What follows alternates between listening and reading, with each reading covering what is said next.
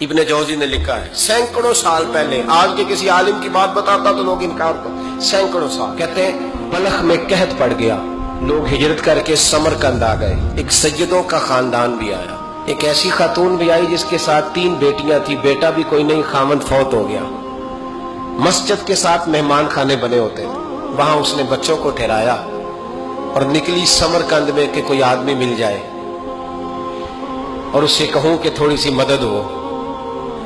وہ چلتے چلتی ایک سیٹھ کے پاس، رئیس کے پاس پہنچی۔ جن لوگوں کے پاس دولت آتی ہے نا، وہ کئی دفعہ سخت جملے کہنے لگتے ہیں جو اللہ کو پسند نہیں آتے۔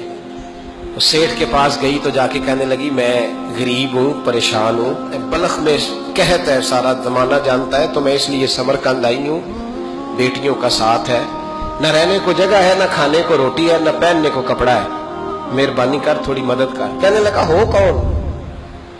تو اس سید زادی نے کان آگے کر کے، ہاں کسی پہ بھی حالات سخت آ سکتے ہیں، اللہ سے ڈرنا چاہیے، کان آگے کر کے نہ کہنے لگی میں سید زادی اور یہاں میرا اپنا کوئی نہیں، مہربانی کر۔ تو وہ سیٹھ صاحب، چودھری صاحب کہنے لگے مجھے کیسے پتا چلے گا تو سید ہے؟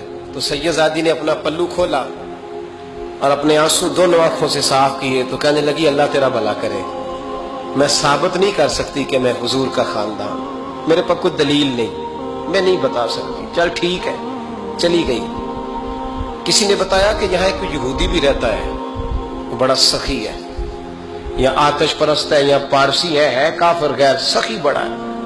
اس کے پاس گئی، بیٹھی رہی، لوگ بیٹھے تھے، جب چلے گئے تو قریب گئی، کہنے لگی مجبور ہوں، پریشان ہوں، غریب نہیں ہوں۔ کہنے لگا بی بی تجھے کبھی دیکھا نہیں، سمرقند کی اتنی آبادی نہیں، میں سارے شہر، تو کون ہے؟ تو کہنے لگی تعارف نہ ہی پوچھے تو اچھا ہے۔ اس نے کہا چلو اگر پتہ چل جائے تو۔ کہنے لگی میں مسلمانوں کے نبی کی اولاد ہوں، مسلمانوں۔ اس نے کہا پیغمبر خدا کی اولاد؟ اٹھ کے کھڑا ہو گیا، بی بی کو ساتھ لیا، گھر گیا، کہنے لگا جو صاف ستھرا کمرہ ہے نا اسے پھر دھو ڈالو، ایک دفعہ پھر دھو ڈالو۔ کمرہ دھلایا، صاف کرایا، پھر کہنے لگا بی بی میرے برتن زیادہ صاف ستھرے نہیں، میں نئے نہ خرید کے لا دوں۔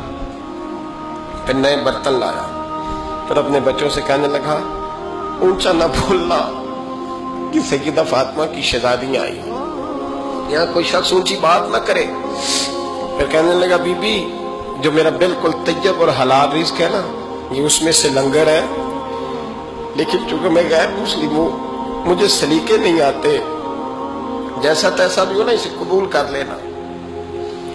خاتون کو کہنے لگا یہ گھر ہے، جب تک جی چاہے یہاں رہنا، اور دیکھنا ہو سکے تو رات اپنے نبی سے سفارش کرنا، میرا بھی کوئی مسئلہ، میری بھی کوئی قبولیت کہیں ہو جائے۔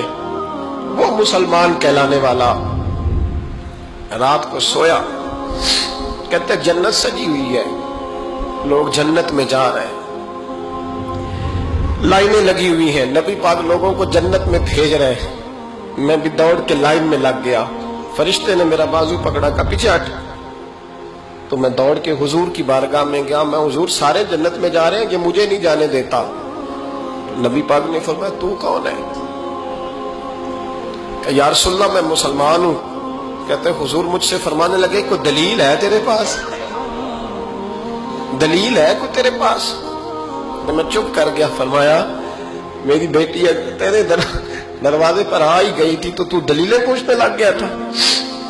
ہم جا دوڑ جا، سویرے آنکھ کھلی تو گلیوں میں ڈھونڈتا پھرتا ہے، تلاش کرتا پھرتا ہے، کونے کونے میں جاتا ہے وہ سادات کا گھرانہ کہاں گیا، ڈھونڈتے ڈھونڈتے اس غیر مسلم کے دروازے پہ جا کے پہچان لیا تو کہنے لگا خدا کا واسطہ جو تو نے نوکری کی ہے نا ان کی مجھ سے 11 گنا لے لے، یہ سادات کا گھر مجھے دے دے۔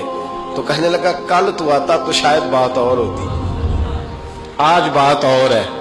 اس نے کہا مہربانی کر، کہا نہیں کل تو آتا تو معاملہ اور تھا، آج معاملہ آج اور ہے، رنگ بدل گیا ہے، حالات تبدیل ہو گئے ہیں، اب تو دیکھ ڈاک کے آیا، جا دوڑ جا۔ کہنے لگا نہیں مہربانی کر، دے دے، تو غیر مسلم میں تیرا کیا تعلق؟ کہنے لگا چپ کر، غیر مسلم میں کل تک تھا، کل سے سجدوں سے پیار کیا ہے تو میرے حالات سنور گئے ہیں، وہ جو نظارے تو نے رات خواب میں دیکھے ہیں میں نے جاگتی آنکھوں سے دیکھے ہیں، میں نے جاگتی آنکھوں سے، اور تو نے کسی مفتی پیر عالم کے ہاتھ پہ کلمہ پڑھا ہے، میں نے رات محمد عربی کے ہاتھ پہ کلمہ پڑھا، رسول اللہ کے ہاتھ پہ کلمہ پڑھا۔ دین کی بات پھیلانا صدقہ جاریہ ہے۔ ثواب کی نیت سے ویڈیو کو شیئر ضرور کیجیے۔ جزاک اللہ۔